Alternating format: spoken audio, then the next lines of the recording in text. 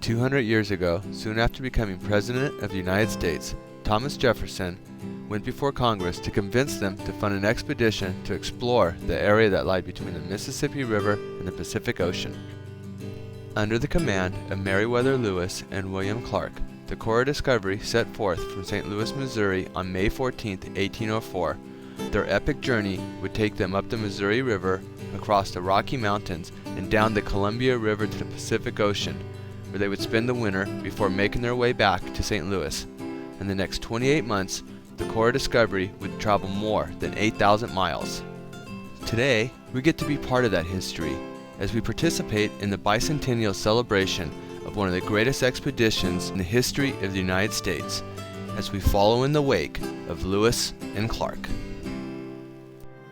Hi, I'm Linwood Loughy, and I've had the great privilege of sharing Clearwater country today with Lindblad guests. As we traveled up the Clearwater Valley, we not only visited Lewis-Clark sites, but a number of Nez Perce sites as well.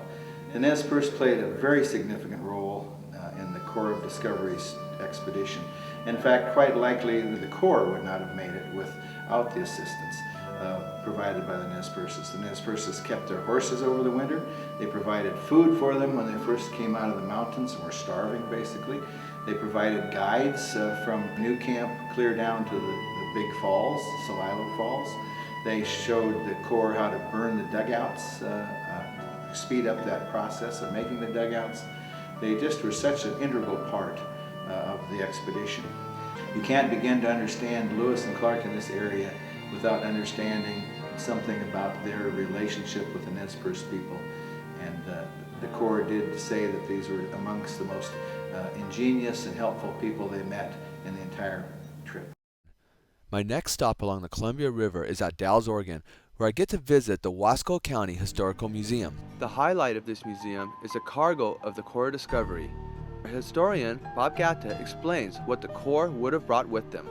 We're here at the Discovery Center at the Dalles, and this is a marvelous museum that has a great deal of focus on Lewis and Clark. Now, behind me is a huge stack of the materials that they brought. This is a replica of how much gear they brought and put on the keelboat and the two pirogues. It's hard for us to conceive that this group of 45 individuals that could have managed this much equipment during the expedition. This exhibit shows the medical equipment that they brought to take care of all the men on the expedition. They didn't know they were going to have to be caring for Sacagawea or her child. They had to be prepared for all kinds of accidents and diseases. They had a medical kit that included everything that was known in Philadelphia. So they had the best medical supplies in the country. One of the ingenious things that they brought along was enough powder and lead for their rifles. And Lewis came up with an ingenious design of canisters of lead filled with just the right amount of powder. In the exhibit here you see 53 of these canisters, and they were sealed so they didn't leak. In fact, the only thing they didn't run out of was ink and lead and powder on the expedition.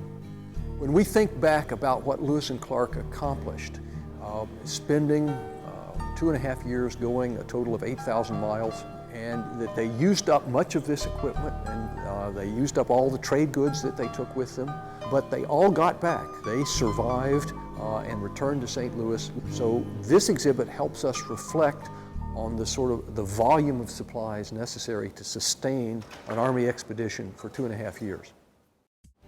This trip has been especially enjoyable for us because we have traveled in parallel fashion 200 years hence to where the Corps of Discovery was in October of 1805. We have literally, in a couple of days, been at the same spot, specifically at the Dalles, where it was our wonderful good fortune to run into a group of reenactors who have been following Lewis and Clark, again 200 years later, since they departed from St. Louis, in this case, on May 14, 1804.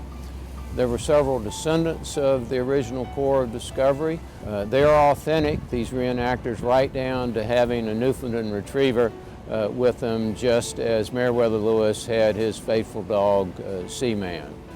We've learned a lot. It's humbling to be here almost in the precise spot of the core discovery 200 years later. There are wonderful lessons in what they did for us, lessons for our children, for our grandchildren, for all generations to come.